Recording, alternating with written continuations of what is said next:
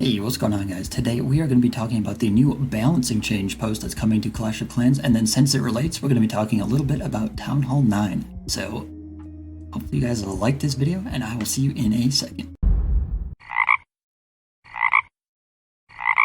Alright, so here we are at the post about the upcoming balancing changes, and we're just going to get right into this. So, first off, you can see here, level 4 dragon hit points increased from 2600 to 2700. And the intention of this is to make it a little bit easier for Town Hall 8 players who have just upgraded to Town Hall 9. But my opinion on this is a really bad update, and this isn't really the problem that Town Hall 9s face, but we're going to talk about that in a little bit.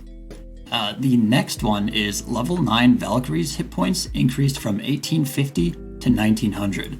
And again, I don't think this is a very good update. Like, Valkyries are kind of a weird troop, and I don't think giving them 50 more HP is the problem with them. They're just kind of like hard to use, you know what I mean? So like, think of this as a building, and this being the outside of the base. If you have a tank coming in, it's going to be standing right here, and then the Valkyries will come in and go right around it to the edge of the building that is right next to something else.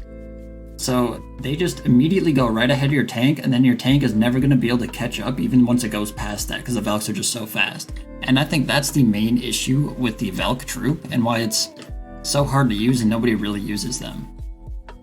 So they say this is to make Valkyries a little more attractive at Town Hall 14, and again, I don't think this is really going to change anything. It might make a Yeti blimp a little bit better, because you put a Valk in there. But again, I don't think this is going to be a very noticeable change, if anything.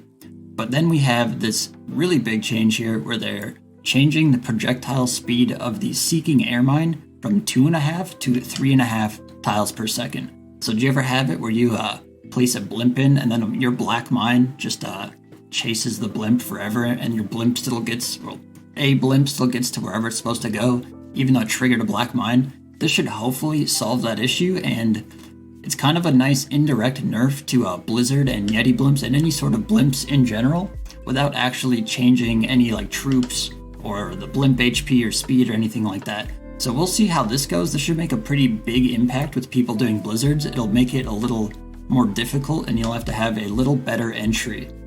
But those black mines will just be able to sneak up on the blimp and destroy it. So hopefully this is a good change. Blizzard is a little ridiculous right now, if you ask me, with a Hydra, so hopefully this kind of brings that attack down to more reasonable levels, but we'll see.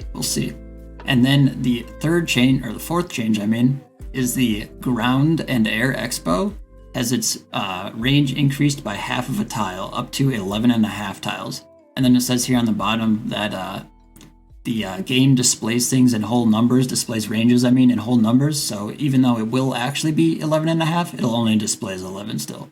But they say this is hopefully to kind of kind of get people to start using the Ground and Air Expos more often, because people are really just using Ground Expos still because it's better against the heroes. So we'll see if this makes a huge difference. I don't see it making a massive difference, but it should be nice seeing people use Ground and Air Expos more often. So we are going to go through a few of the comments, get some people's reactions, and this Gingerbread Recon here says that he's interested to see how this plays out against blimps, and he expects it not to be fun. And I don't suspect it's going to be massive against blimps, because you can always just drop it and use your Blizzard. If you're a good player, you shouldn't be going like super deep into the base without a Warden ability anyway, or like if you're not using a Lava Hound to tank for the blimp, usually it won't get very deep anyway. But I do hope it makes blimps a little bit less effective, because like honestly right now they are kind of ridiculous. It's just like a free Town Hall snipe or something. And this guy down here says he doubt this buff will make a Valks meta, and yeah, it's true. Valks are just not good. They're just too awkward to use, to be honest. They're hard to control. They move really fast, so if you try to have a tank in front of them, it doesn't really work out that well. And it basically makes you use a bunch of spell support rather than troop support, which you don't have as many spells as troops, so it makes them harder to use. But it hopefully should be nice to see as a CC troop. Although I'm not sure if it'll work very well as a defensive troop, because I feel like you want your defensive troop to be air and ground attacking. But we'll see. We'll see how the Velks work. See if anyone actually starts using them. This guy here says nice buff to the Expo and Velks. The Dragon, though, lower level players will just spam it more, not wanting to learn other attacks. And this is a big thing, what I'm going to be getting into after this, talking about how Town Hall 9 is going to be in a even worse position than it is now with this new Dragon buff. Because if you don't know, the level 4 Dragon is a Town Hall 9 max Dragon. So they're buffing that by 100 HP. So let's keep going down here. It's nice to see the Clash of Clans dev care about Reddit. Brawl Stars devs hardly make any posts. Sag. So you see another guy here who is pretty frustrated about the level 4 dragons. When doing wars, he sees a lot of Town Hall 9s just get Zap Dragoned out, and making Zap Dragon even better is just gonna force more people to use it, and like it's a really low skill attack, really no thinking. You just kind of like zap out some air defenses, tossing your dragons on the other active air defenses, and just clap the base. So yeah, I'm not too happy about the Town Hall 9 Dragon buff, but in reality it really doesn't matter because Town Hall 9 is such a low Town Hall at this point that it's almost kind of irrelevant. So let's go into the game and we will talk a little bit about Town Hall 9 now. Alright, so now that we are done looking at these new patches that are coming out, the new balancing update, we're going to talk a little bit about the issues with Town Hall 9, and it seems like they are buffing these dragons to try to retain more players. I feel like Supercell's looked at the data. I mean, they have the data, I don't, so I'm just speculating here, but it seems like they have the data and they see a lot of people are leaving the game at Town Hall 9. They're noticing that, like, it's going to take them so long to get the Queen to a usable point at Town Hall 9 that if they don't rush, they're going to be stuck at Town Hall 9 forever. And if they do rush, then the Queen's just going to suck at the higher Town Hall levels and make the entire process of being a higher Town Hall level really, really bad. So I feel like Supercell sees that a lot of people are just leaving the game at Town Hall 9 because of these issues. And I think another big issue that comes with this Dragon buff is Zap Dragon is the meta from Town Hall 7, Town Hall 8, it's going to be at Town Hall 9 now probably, and it's still really good at Town Hall 10. Like, those 4 Town Hall levels that are like where you're really supposed to be learning the game, if it's just Zap Dragon, once you get past Town Hall 10, what are you supposed to use if you don't know any other attack strategies? Like, just Zap Dragon your whole way through? Like, that's not gonna work. And that player retention model also, to me, doesn't seem like it worked very well. And I think the third major issue of Town Hall 9 is the amount of time it takes for the Queen to upgrade is kind of ridiculous. So even though the first few levels don't really take all that long, the later levels, like 20 to 30, they take like 3 days each. So you're going to be sitting there for over a month if you were constantly upgrading the Queen, getting her from 20 to 30, not to mention the like level 1 to 20. And if you look at that on like a timeline for like upgrading everything at Town Hall 9, if you started from a max Town Hall 8, you're going to have everything upgraded way before the Queen is even done. And that's not to mention the King and Lab.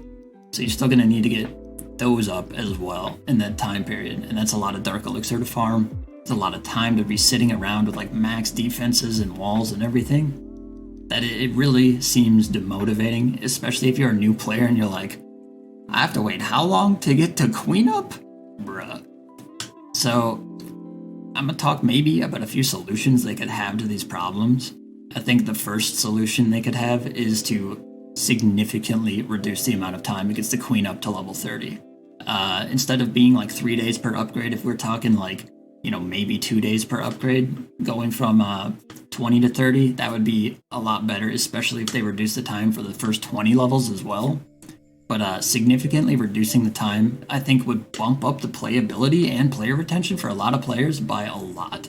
You would probably see way less people leaving the game at Town Hall 9 because they would see that, okay, the end is near, like I'm going to get done with this, and then it's only 10 levels at Town Hall 10, 10 levels at Town Hall 11, 15 at Town Hall 12, 10 at Town Hall 13, and it's not so ridiculous. It's not 30 levels every time. Another potential thing they could do would be allow heroes to be used even when they're upgrading in friendly challenges. I think this would allow people to like actually like practice attacks that involve the queen without having her obviously while she's upgrading. And I think that again would help players be able to practice different things, and it's not just like, oh, Zap Dragon is meta for like the entirety of their like Clash career all the way through like Town Hall 10. So I think that would be honestly a really good upgrade. I'd love to see that.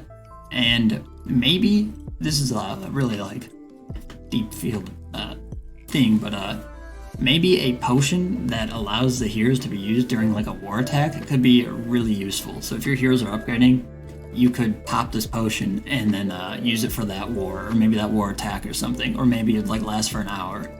I think that could potentially be really good as well to help players go out and actually attack real bases, not just FCs, even when their heroes are upgrading, and allow them to like really start practicing and using their heroes outside of even when they're upgrading, I mean.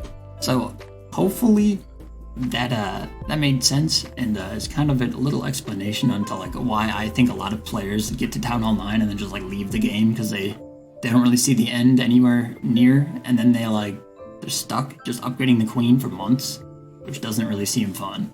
So hopefully you guys enjoyed this video. It's kind of a rant, I don't know, but if you liked it, I guess like it. See you in the next one, boys.